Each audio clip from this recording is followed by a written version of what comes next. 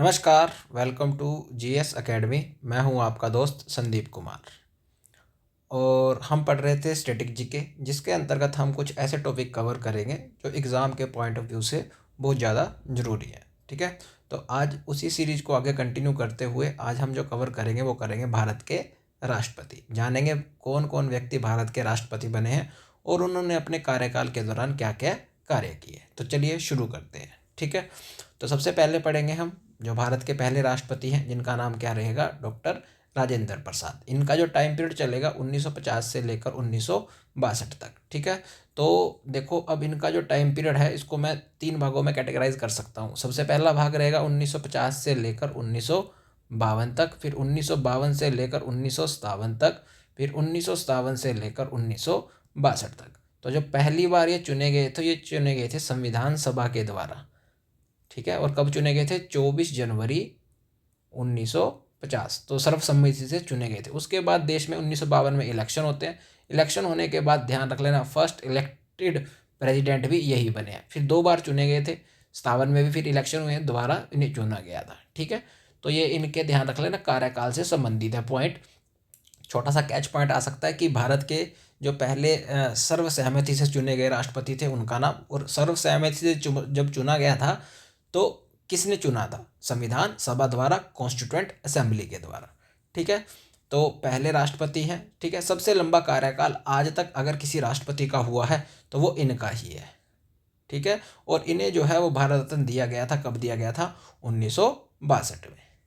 ठीक है, इतना ही चंद बिंदु इनके बारे में याद रख लेना। नंबर 2, दूसरे भारत के जो राष्ट्रपति निकल कर आएंगे उनका नाम आएगा डॉक्टर सर्वपल्ली राधाकृष्णन। इनका टाइम पीरियड रहेगा 1962 से लेकर 1967 तक। ठीक है, और ये क्या रहे हैं? पहले हमारे उपराष्ट्रपति रहे हैं। ठीक है, तो पहले ऐसे उपराष्ट्रपति जो बाद में क्या बने हैं? राष्ट्रपति। तो उनका नाम रहेगा डॉक्टर सर्वपल्ली राधाकृष्णन। ठीक है, इन्हीं के जन्म दिवस को हम मनाते हैं राष्ट्रीय शिक्षक दिवस के रूप में, और हर साल कब मनाते हैं? 5 सितंबर को। ठीक है, फिर 1962 में इंडिया का चाइना के साथ युद्ध होता है, तो उस समय भारत के राष्ट्रपति भी कौन थे? डॉक्टर सर्वपल्ली राधाकृष्णन। फिर 1965 में हमारा पाकिस्तान के साथ युद्ध होता है, तो 1965 के युद्ध के समय भी ध्यान रख लेना, भारत के राष्ट्रपति यही रहे हैं। एक पॉइंट और जो इनके विषय में आप लोग याद रख सकते हो, तो 1954 में, ठीक है, जब पहली बार भारत रत्न दिया गया था 3 व्यक्तियों को, तो उनमें से एक ये भी रहे हैं। ठीक है, तो सीवी रमन एक थे, ठीक है, चक्रवर्ती राजगोपाली एक चारी एक थे, और दूसरे रहेंगे, तीसरे रहेंगे हमारे पास सर्वपल्ली राधाकृष्णन। ठीक है, तो ये इनके बारे में इतने पॉइंट याद रख लेना। तीसरे हैं फिर डॉक्टर जाकिर हुसैन, जिनका जो टाइम पीरियड रहेगा 1967 से लेकर 1969 तक। ठीक है, तो मात्र इनका जो कार्यकाल चला है वो 2 वर्ष ही चला है। देखते हैं 2 वर्ष ही क्यों चला, ऐसा क्या हो गया था जिसके कारण इन्हें जो है वो 2 वर्ष के बाद या तो हटा दिया गया होगा या इनकी क्या हो जाएगी? मृत्यु हो जाएगी। ठीक है, या कुछ अन्य कारण भी निकल कर आ सकता है। ठीक है, तो ये क्या है? भारत के पहले उपराष्ट्रपति। तो यही पॉइंट इनके बारे में, पहला स्टार मार्क। ठीक है, कि भारत के पहले मुस्लिम राष्ट्रपति, तो उनका नाम आएगा डॉक्टर जाकिर हुसैन। ठीक है, कार्यकाल के दौरान मरने वाले पहले राष्ट्रपति भी यही हैं। ठीक है, जब भी ध्यान रख लेना, का किसी राष्ट्रपति की मृत्यु कार्यकाल के दौरान होगी तो उनकी जगह जो कार्यवाहक राष्ट्रपति बनने आएगा, ठीक है, कार्यवाहक राष्ट्रपति बनने आएगा, वो कौन होगा? उपराष्ट्रपति होगा। ठीक है, और सबसे छोटा कार्यकाल अगर देखा जाएगा तो इन्हीं का होगा। जब ये अपने पद पे थे, जब इनकी मृत्यु हो गई थी अपने पद पे रहते हुए, तो इनकी जगह कौन आएंगे? अब उपराष्ट्रपति। और उस समय जो उपराष्ट्रपति थे उनका नाम क्या था? वीवी गिरी। ठीक है, तो जो नेक्स्ट बन जाएंगे, देखो अब तो इनकी मृत्यु होगी कार्यकाल के दौरान, तो अब इनकी जगह कौन आएंगे? वीवी गिरी। अब जैसे ही वीवी गिरी अब क्या बनेंगे? कार्यवाहक राष्ट्रपति बनेंगे। ठीक है, तो अब इनको ऑफर दिया गया कि आप जो है प्रेसिडेंट के क्या लड़िए? इलेक्शन लड़िए। ठीक है, जब ये प्रेसिडेंट के इलेक्शन लड़ेंगे तो ये उपराष्ट्रपति के पद से क्या देंगे? अब इस्तीफा देंगे। जब ये उपराष्ट्रपति के पद से इस्तीफा देंगे तो अब ये उपराष्ट्रपति भी नहीं रहेंगे और कार्यवाहक राष्ट्रपति भी नहीं रहेंगे। तो अब देखिए, देश में जो संवैधानिक पोस्टें दोनों खाली होगी, प्रेसिडेंट का पद भी खाली हो गया, वाइस प्रेसिडेंट का पद भी खाली हो गया। तो ऐसे में अब क्वेश्चन उठता है, देश में कार्यवाहक राष्ट्रपति कौन बनेगा? ठीक है। तो ऐसे में हमारे संविधान में प्रावधान किया गया है, तो सुप्रीम कोर्ट के CJI chief justice of India ही क्या बनेंगे, कार्यवाहक राष्ट्रपति बनेंगे। ठीक है। तो जब VV गिरी ने, ठीक है, प्रेसिडेंट के पद के चुनाव लड़ने के लिए इस्तीफा दिया, तो उनकी जगह अब कार्यवाहक राष्ट्रपति जो बनने आएंगे वो कौन आएंगे, M हिदायतुल्ला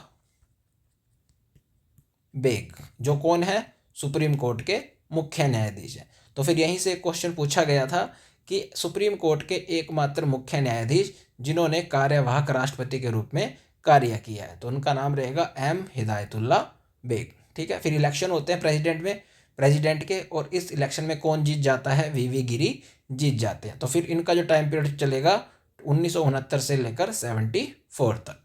ठीक है। तो प्रथम कार्यवाहक राष्ट्रपति डिस्कस कर लिया हमने। ठीक है। और यही क्या बनेंगे, देखिए देश के चौथे राष्ट्रपति बनेंगे। क्लियर। फिर 1971 के युद्ध के समय, ठीक है, 1971 में, ठीक है, जब बांग्लादेश की फॉर्मेशन होगी तो उस समय देश के जो राष्ट्रपति रहेंगे उनका नाम क्या रहेगा, VV गिरी।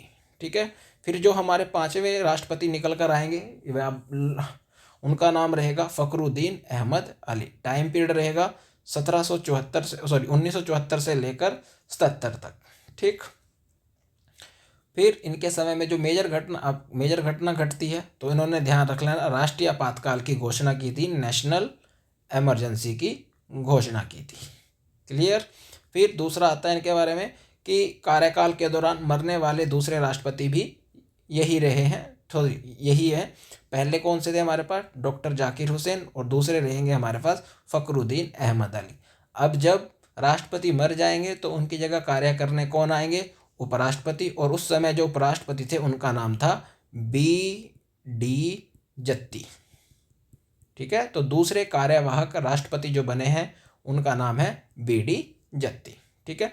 फिर देश में इलेक्शन करवाए जाएंगे, और इलेक्शन करवाने के बाद, ठीक है, जो व्यक्ति निकल कर आएंगे हमारे राष्ट्रपति बनेंगे उनका नाम क्या होगा, नीलम संजीव रेड्डी। ठीक है।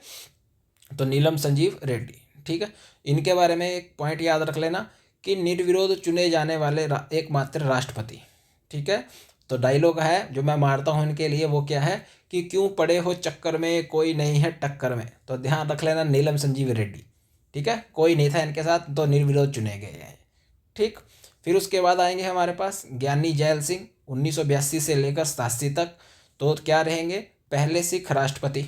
ठीक है। और इनके बारे में जो मेजर चीज़ याद रखनी है वो एक है, और वो क्या है कि पॉकेट वीटो का इस्तेमाल करने वाले राष्ट्रपति। ठीक है। तो पॉकेट वीटो क्या होती है, ये हम आगे के लेक्चर में जब आएगा तो मैं आपको बताऊंगा कि पॉकेट वीटो क्या होती है। ठीक। नेक्स्ट आएंगे हमारे पास अगले राष्ट्रपति, जिनका नाम क्या होगा, शंकर दयाल शर्मा। टाइम पीरियड चलेगा 1992 से लेकर 97 तक। ठीक है। तो इनके समय में जो मेजर डेवलपमेंट हुई है हमारी कंट्री में वो याद रख लेना। मेजर डेवलपमेंट, तो एक गलती होगी। ठीक है। तो ज्ञानी जैल सिंह के बाद हमारे पास जो राष्ट्रपति आएंगे उनका नाम रहेगा R वेंकट रमन। ठीक है। जिनका टाइम पीरियड चलेगा 87 से लेकर 92, और यही जो है वो क्या रहेंगे, सबसे बुजुर्ग राष्ट्रपति। जो इनका जो मतलब सबसे कम, मतलब सबसे ज़्यादा उम्र में ये क्या बने हैं, राष्ट्रपति बने हैं। बस इतना याद रख लेना। फिर उनके बाद आएंगे हमारे पास कौन, शंकर दयाल शर्मा। ठीक है। 92 से लेकर 97 तक। ठीक है। इनके बारे में एक पॉइंट याद रख लेना, क्या कि नगर पालिकाओं को और पंचायतों को संवैधानिक दर्जा किस राष्ट्रपति के समय में दिया गया था, तो ध्यान रख लेना, शंकर दयाल शर्मा। याद रखने के लिए सिंपल सी ट्रिक है कि पंचायतों और नगर पालिकाओं को जब संवैधानिक दर्जा दिया गया, या उनको संवैधानिक दर्जा अगर देना था तो किसकी कृपा की आवश्यकता थी, तो शंकर जी की कृपा की आवश्यकता थी। बस ऐसे याद रख लेना, अपने लिए छोटे छोटे निमोनिक्स बनाते चलना ताकि चीज़ों को आप याद रख सको। ठीक है। फिर इनके बाद आएंगे KR नारायण, 1997 से लेकर 2002 तक, और इनके बारे में चंद बिंदु जो याद रखने हैं, ये क्या है, पहले दलित राष्ट्रपति हैं, और 1999 में जब कारगिल वॉर चल रहा था तो उस समय देश के क्या थे, ये राष्ट्रपति थे। ठीक है। उसके अलावा अगले राष्ट्रपति बनकर आएंगे, उनका नाम रहेगा doctor APJ Abdul Kalam. Time period रहेगा 2002 से लेकर 2007। इनके बारे में क्या पॉइंट याद रख लेना, पहले वैज्ञानिक राष्ट्रपति, ठीक है, पहले साइंटिस्ट प्रेसिडेंट है। दूसरा है अविवाहित, जिन्होंने शादी ही नहीं की थी, अविवाहित अनमैरिड प्रेसिडेंट, तो उनका नाम रहेगा APJ अब्दुल कलाम। और इनके ही जन्म दिवस को हम मनाते हैं किस रूप में, विश्व छात्र दिवस के रूप में। क्लियर। नेक्स्ट देखिए फिर अब जो 21वीं सदी के प्रेसिडेंट हमारे पास आएंगे, तो इसमें जो 21वीं सदी में सबसे पहले जो स्टार्ट करेंगी वो कौन करेंगी, महिला करेंगे, जिनका नाम क्या होगा, प्रतिभा देवी सिंह पाटिल, 2007 से लेकर 2012, और ये रहेगी देश की पहली महिला राष्ट्रपति। ठीक है। फिर इनके बाद जो निकल कर आएंगे अगले प्रेसिडेंट, उनका नाम रहेगा डॉक्टर प्रणब मुखर्जी, 2012 से लेकर 2017 तक। ठीक है। तो GST कानून इनके समय में आएगा, विमुद्रीकरण इनके समय में आएगा। ठीक है। डीमोनेटाइजेशन जो नोटबंदी हुई थी वो इन्हीं के समय में हुई थी। फिर प्रणब मुखर्जी के बाद अगले जो राष्ट्रपति निकल कर आएंगे हमारे पास, उनका नाम रहेगा रामनाथ कोविंद। ठीक है। 2017 से लेकर 2022 तक। ठीक है। इनके समय में याद रख लेना, अयोध्या वाला जो केस आया था वो याद रख सकते हो आप लोग। ठीक है। कोविड-19 की जो महामारी आई थी इनके समय में ही आई है।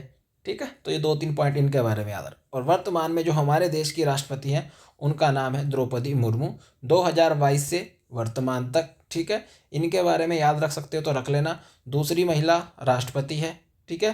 पहली आदिवासी महिला राष्ट्रपति किस जनजाति से आती है, तो याद रख लेना, संथाल जनजाति। ठीक है। और इनके बारे में एक पॉइंट और है, ऐड कर लेना अपने नोट्स में, देश की सबसे युवा राष्ट्रपति अगर कोई बनी है तो वो ये है। इनसे पहले सबसे युवा राष्ट्रपति थे नीलम संजीव रेड्डी। ठीक है। अब वो नंबर 2 पे चले गए। ठीक है। Thank you for watching GS academy. ठीक है। ऐसी ही छोटी छोटी जो GK की ये स्टैटिक GK के जो पोर्शन है, इनके लिए मेरे चैनल को क्या करें, सब्सक्राइब करें। ठीक है। लाइक करें और ज़्यादा से ज़्यादा शेयर करें। धन्यवाद।